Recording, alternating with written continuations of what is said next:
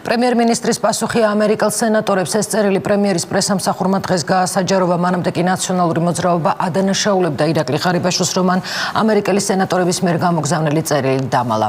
აი რას წერს საპასუხოდ საქართველოს პრემიერი. დიდ მადლობას მოგახსენებთ თქვენი 2014 წლის 1 აგვისტოს წერილისთვის. მივესალმები, რომ თქვენ ასეთი მნიშვნელოვანი საკითხები წამოწიეთ. მე ძალიან ვაფასებ თქვენს მეგობრობას, მეგეთახმებით იმაშიც, რომ ყოფილი ხელისუფლების მაღალჩინოსნების მიმართ წაყენებული ბრალდებების პროცესი უნდა წარიმართოს ყოველგვარი ხარვეზის გარეშე და ყველა საქმე უნდა გამოიძიოს სამართლიანად, გამჭვირვალედ და მიუკერძოებლად. მე მესმის და ვიზიარებ იმ მღელვარებას, რომ ეს ბრალდებები შეიძლება აღქმული იყოს როგორც პოლიტიკური დევნა და ამას შეიძლება გავლენა მოახდინოს საქართველოს შიდა პოლიტიკურ სტაბილურობასა და საგარეო ურთიერთობებზე. ჩვენი მთავრობა ამის გამო აირჩიეს და ჩვენი ყოველგვარი ჩარევის გარეშე მთავრობისგან დამოუკიდებელ პროკურატურას მიენიჭა უფლება გამოიძიოს წინა და ახლანდელი სახელმწიფო მოხელეების მიერ ჩადენილი მძიმე კანონდარღვევები.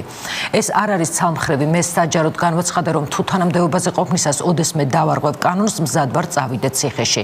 გულწრფელად გთხოვთ თვალყური მიადევნოთ ამ სასამართლო პროცესებს და ჩამობრძანდეთ საქართველოში, რათა უშუალოდ დაესწროთ საქმის მსვლელობას. მე მოგიწოდებთ შეისწავლოთ მიმდინარე სასამართლო პროცესები, რომლებმაც აქამდე საერთაშორისო დამკვირვებლების მხრიდან მაღალი შეფასება მიიღეს, რათა თავად დარწმუნდეთ, რომ ბრალდებულთა სასამართლომ კანონის დაცვით ჩაიარა. ეს იყო ამონარიდი პრემიერის საპასუხო წერილიდან. ამ თემაზე კომენტარი დღეს საგარეო საქმეთა სამინისტროშიც გააკეთეს.